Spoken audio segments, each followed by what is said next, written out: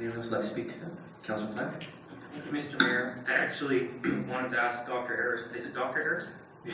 Yeah, sorry, Mr. Harris. No, it's fine. Thank you. Dr. Harris, a question, so I should ask him a question. I think some of the consternation that council has, and we've heard from residents, is understanding the increase. My question is just like two. The requisition from Saanich, it appears, would go from 68,000 to 86,000 this year. Is that correct? And the potential is that it could go up that 5 or 6 point, or 0.056% each year. So this bylaw that you're asking us to support today is then essentially approving the next 5 years of requisitions. Is that correct? Our service is function of the regional board and the regional budget, and so we have service plans. We've just gone through a 4-year service plan, budget plan process, and so we're constrained by that. The large part of why we've come to speak to the councils about the increase is because the requisition cap in the bylaw is below what's needed to support the service. So we've used CAREP money the last year to meet our budget requirements, and so the reason we're allowed to go up and requisition property is just to come and get the amendment to the bylaw. Can I ask you to repeat that? What kind of money did you say it was? CAREP, sorry, it's a tax. So that's the carbon tax refund that we get for each municipality. So for committing to be carbon neutral, every municipality and metro area that commits to being carbon neutral gets the carbon tax refund from the provincial government. Okay, thank you. Sorry, Councillor Platt. Thank you. So my question though is this setting up this amount for the next 5 years, or is it going to increase that amount each in the next 5 years? No, we'd be subject to what we've put in through the regional budget, which would be, this year was 2% is above the cap. I'm sorry, I'm going to keep asking, so I'm not clear though if this is going to come back to us next year with an increase again of another approximately $18,000 and another $18,000 in subsequent years. No, as Councillor Dermond indicated, it just allows us to move up. It doesn't mean we're automatically moving up those large increments. It's just this year. So is the maximum under this new bylaw that Saanich would pay $86,000? For 2016, and then it'd be subject to the budget increases under the budget that was approved by the regional board, which is about 2% per year. So what would that figure approximate into Saanich dollars, if you could please, each year, if that went 2%? 2%. Would it be approximately $18,000 a year? 1,800. If I'm here, which is just 286. About $5,700. That'd be the 2% increase on the budget. Thank you. Having heard those questions, and albeit maybe not feeling completely sold on it, given the idea of supporting climate change and the mitigation of climate change, I will be in favor of this levy. Thank you. Any other speakers? Councillor Haynes? So, thank you very much, Dr. Harris. Of course, like my colleagues, I'm fully in support of climate mitigation, and we have a changing climate. It's not actually climate change. Change is here and now, and we need to address it. But what I think is lost here is that opportunity to give a bit more rich detail to explain where the funds are being applied and the benefit of those funds, and also to explain how those municipalities that don't have quite the resources that Saanich is applying benefited, and that there's the absence of duplication that is only known from that type of information. So I will vote in support of this, but I'd like in future when this happens to get a bit more information, and it seems to me that it should be information that we receive from the rooftops because it's very positive. Thank you. Councillor Murdoch? Thank you, Mr. Mayor. I was pleased to receive the additional information. Like my colleagues, I think we probably expected more detail, but I think what we're hearing, and what I'm hearing in the responses is that it's a very small service within the CRD, and one which I think has performed ably under those constrained circumstances.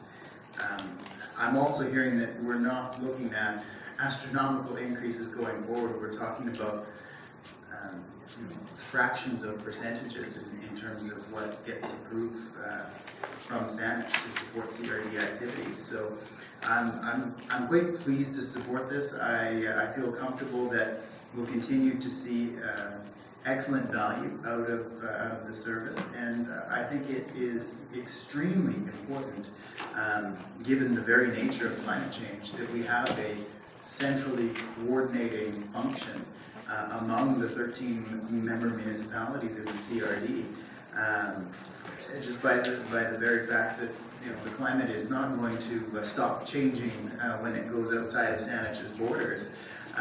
We need to be working in a collaborative fashion, and I think if nothing else, in addition to the excellent work that goes on here, that very service provides, I think, excellent value for Saanich and its neighbors. So I want to thank you. I appreciate the additional information. I do look forward to additional information going forward in future years, and I look forward to the future efforts that are applied here as we confront a changing climate and climate adaptation. Councillor Brown? Thank you, Mr. Mayor. I want to thank Dr. Harris for coming out. And I think this is a very small service within the CRD. And we have commitments like every municipality that signed on to the provincial charter, climate charter. And so we must meet some of those. But I think a key component, a lot of the key components that come is providing opportunities. Yes, Saanich is a leader in a lot of these things, and I think we provide leadership to a lot of our other colleagues in the region, and leveraging money is really key. And I think CRD is able to capture that leveraging because they're staying on top of opportunities that may come through the provincial government, for instance. And one of those projects is the Sea Level Rise project that we did. We leveraged money. It was the CRD that leveraged money. Saanich put in some, Victoria put in some. That mapping work on Sea Level Rise will benefit all of our colleagues within the region. So some of those are really key. I think for me it's important to recognize that the region has signed on to the Climate Charter.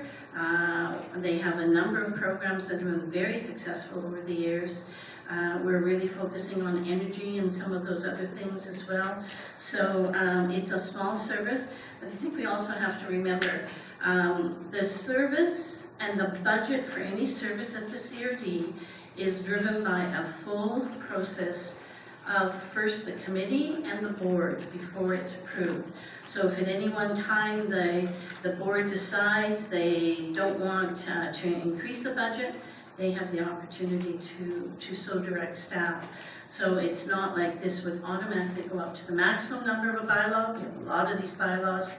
It's all driven by a process of elected officials sitting around that table, making the decisions of how much we're going to invest and what we're going to invest into. So I'm quite happy to support this. Thank you. Thank you.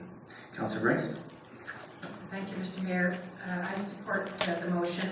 I cast back to 2008-9 when this service potential first came to us as a council through the CRD, and I think all of us recognize that there are many things the CRD gets into that you can question whether or not they are truly regional. If anything, climate action, adaptation, talking about it regionally is almost too minuscule when you think of the gargantuan size of the issue.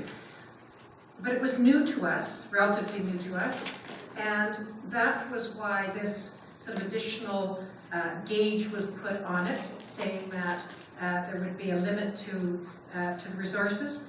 There are many, many, many services that the CRD engages in that never come by this committee except at the time when we're requisitioned to provide the CRD dollars. So I think in some respects, all of us were interested in getting into climate action adaptation, but it was still relatively new days, and so this bit of caution came along with it.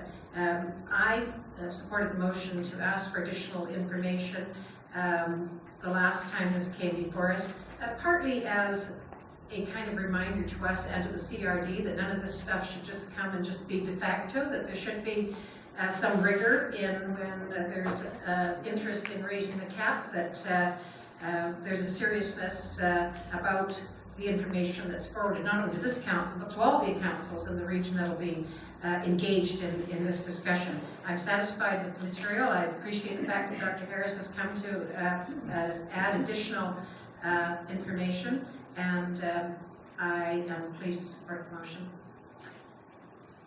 Thank you. I think we've heard from everybody who've gone through the list, right? Just a quick question. I think this is an obvious one, but the 2014 annual report, when's the 2015 report going to be available? So we're hoping to have that delivered for the June Environmental Services Committee.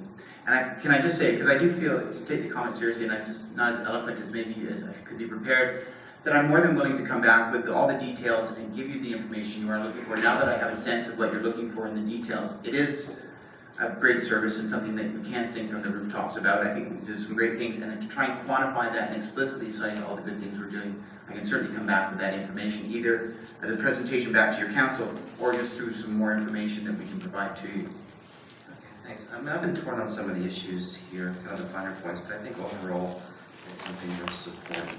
I look at the amount of money that we're putting into this $86,000 and wondering, could we put that into our own program? And would we get a better overall regional outcome from just supporting our own program?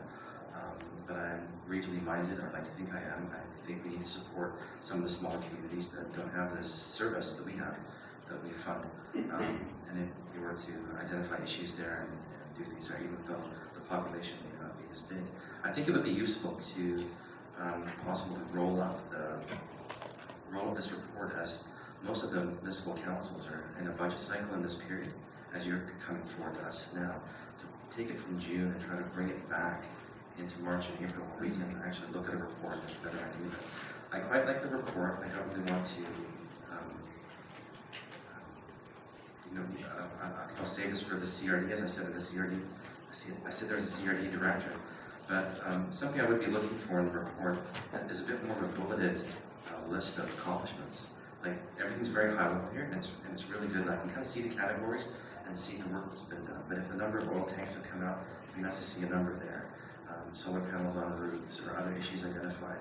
And then in addition, the general development work that's done, and the work that's done between the municipality and the CRD. A little bit more detail like that would, I think, help us when we come to another budget meeting, and then take a look at the money that we're putting into it and see the impact it's having. It's a very small amount of money. I think a small amount of money is actually going to go a long way, but I think it'd be useful to see what those things are, and it would give council a bit more assurance that I think on behalf of the taxpayers that this money is being well spent.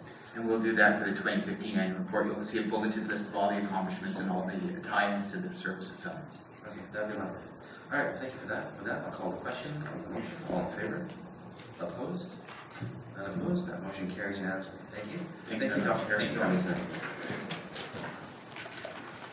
Okay, with that, we'll move on to item D2. Madam Clerk, would you like to introduce the item for us, please? Yes, thank you, Mr. Mayor. This next item is 832 Vernon Avenue. It's disposition of municipal land.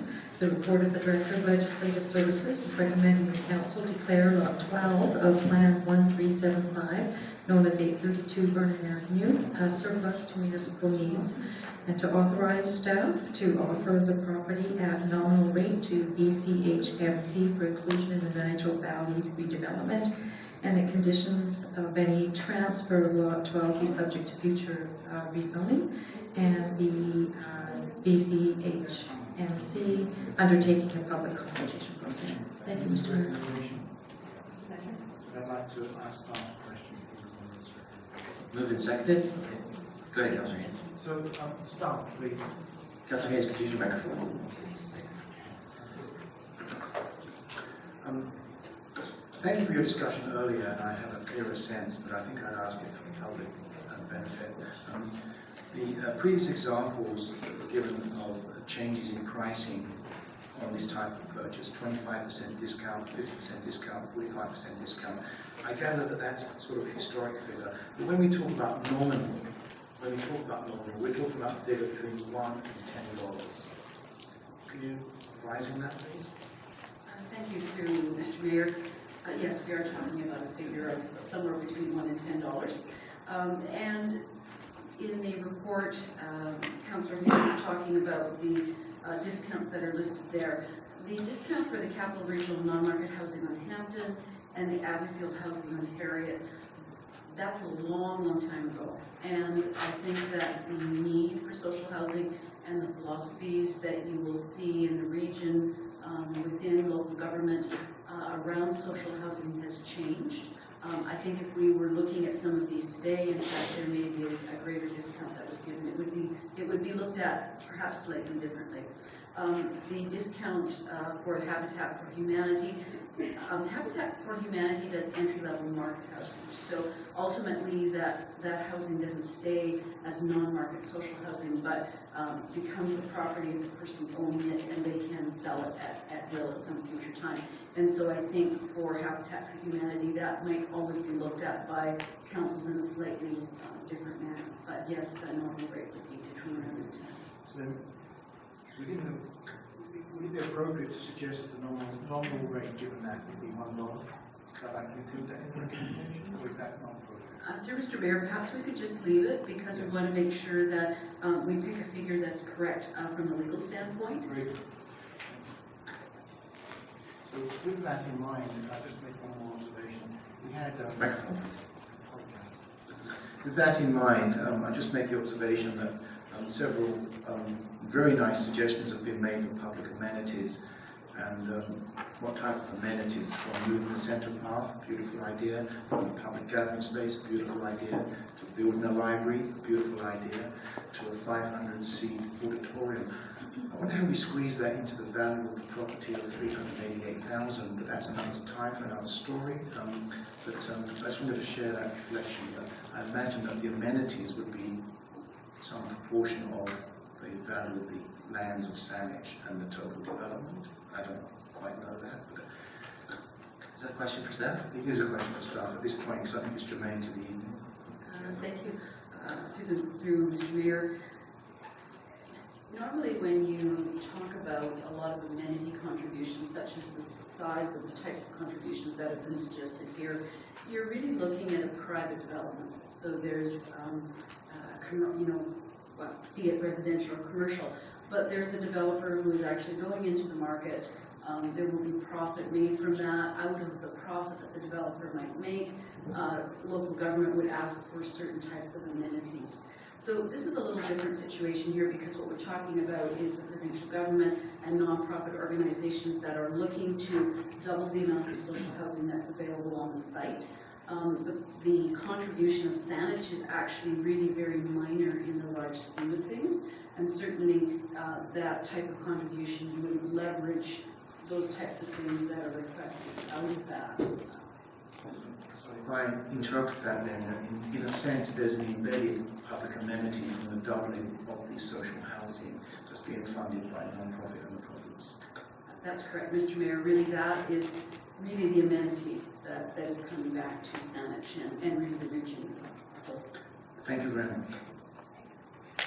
Councillor German and then Councillor Murdoch. Thank you, Mr. Mayor. I was going to make the point that there is a huge amenity in this project embedded, as has been pointed out, and that is to help to answer a pressing need for the municipality and indeed for the region.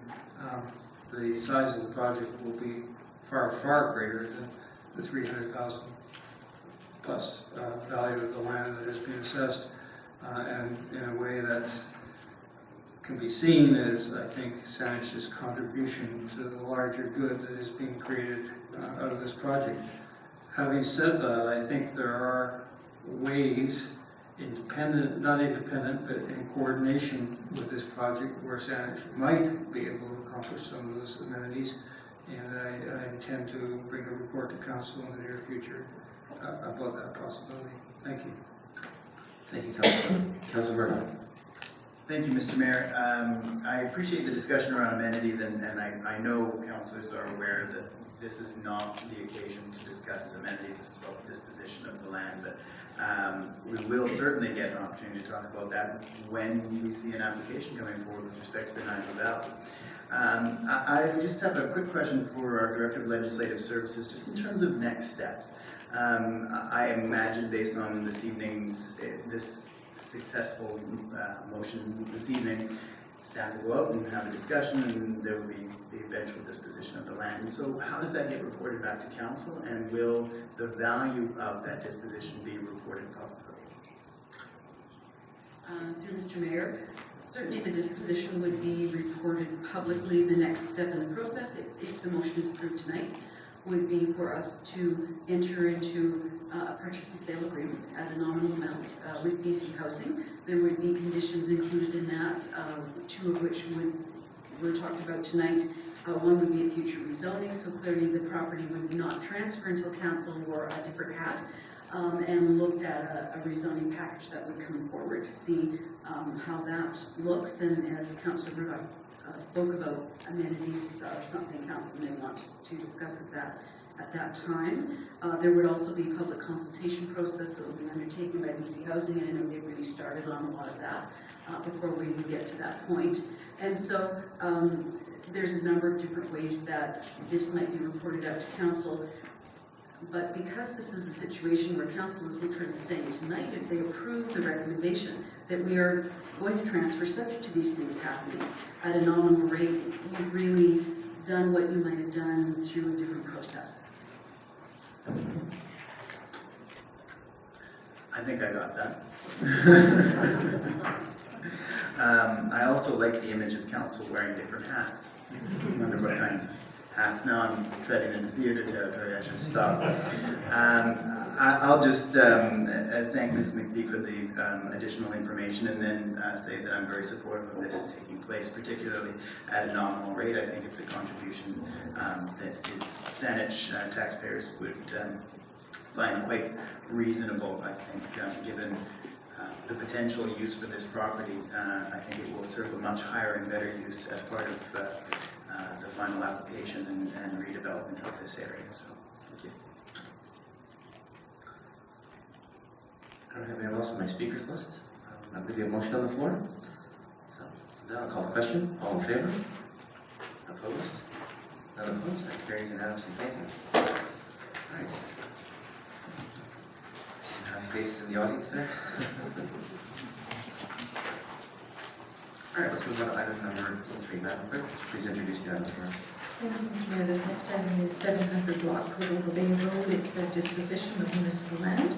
The report of the Director of Legislative Services is recommending the Council declare Lot 2 of Plan VIP 67193 located on Clover Bay Road at 700 Block as land for surplus to municipal needs, and that Council authorize staff to offer Lot 2 for sale through a public proposal call, which advises prospective purchasers that any land will be subject, any sale will be subject to appropriate conditions, including future rezoning, and that the purchaser undertake a public consultation process, and to reserve the right to reject any and all offers received in response to the public proposal call.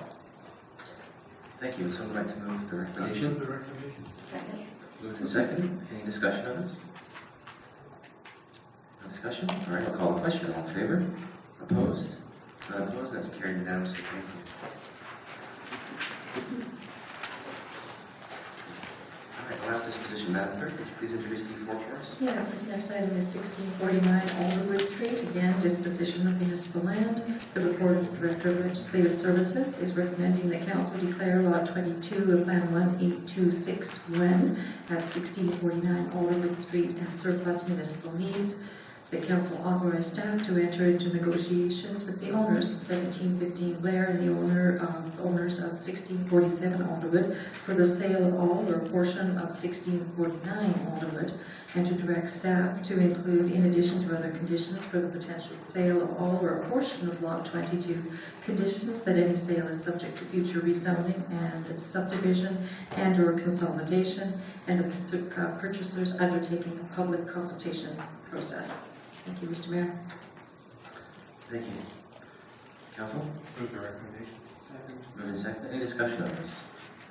Do you see that we have a letter from the Corningham Residents Association here in support? Can we make a note of that in the record as well? No, it's here as documentation.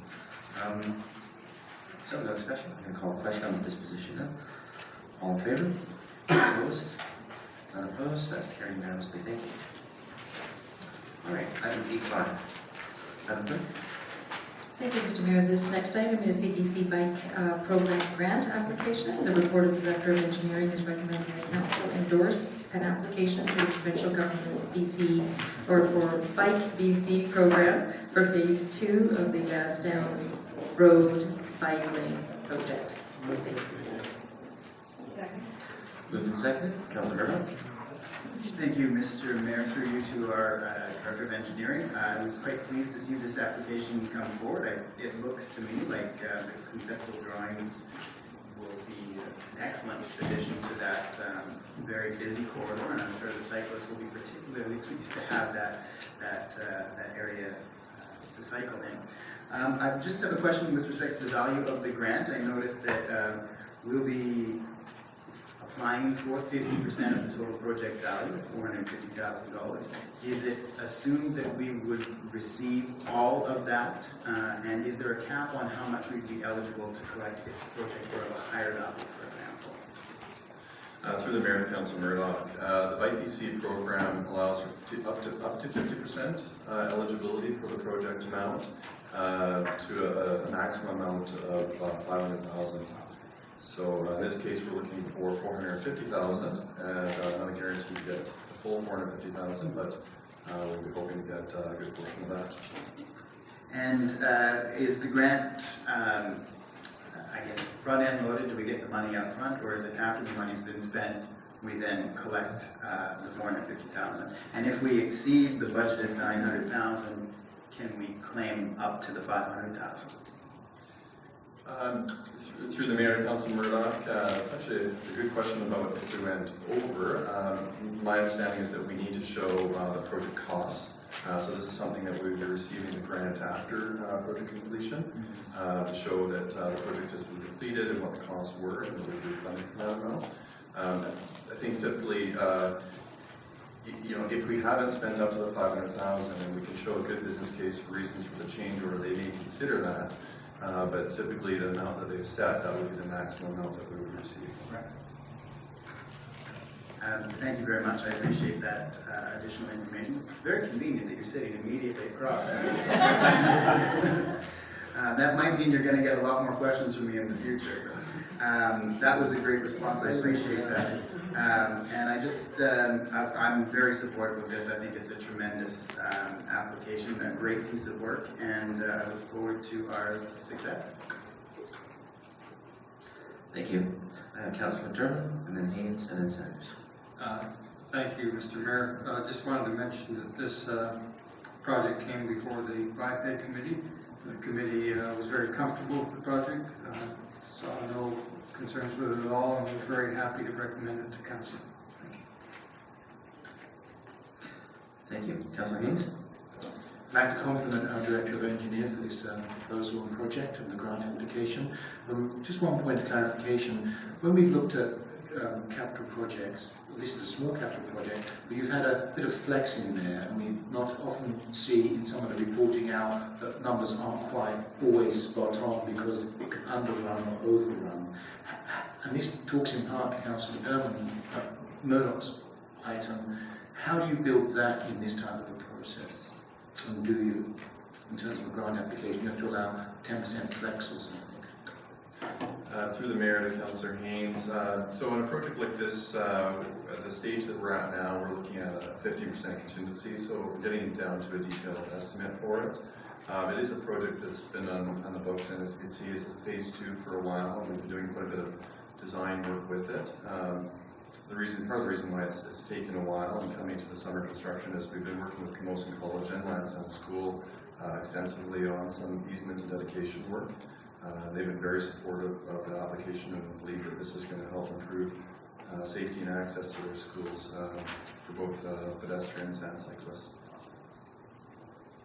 Very good. So it's really for my own education. There is a 15% built in here too, or you've narrowed that? It's still 15%. Thank you very much. Thank you. Councillor Sanders? Thank you, Mr. Mayor, through you to the engineer. Just out of curiosity, I was looking at the bike lanes in front of Camosun College. So did they go up and behind the heritage wall that's across the front of the young building? off the road? Yeah, through the mayor to Councillor Sanders. So the bike lanes, the multi-use trail that you see there is part of the Phase 1 collaboration with the District of Oak Bay, and that ends at Dean Avenue now, so we're looking to extend that in Phase 2, and the multi-use trail will come up and behind the wall, and part of the work, as explained earlier, is working with Camosun College, because it does go on to part of their dedication land, and so the time was to take and get an easement to properly maneuver that multi-use trail that they have behind that wall. And yeah. Good, thank you very much. Any more discussion? Councillor Worthman?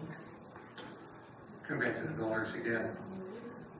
I think in an application, when it's only get 200, could we cut our amount down, or do they give 200 based on Sandage putting in 700?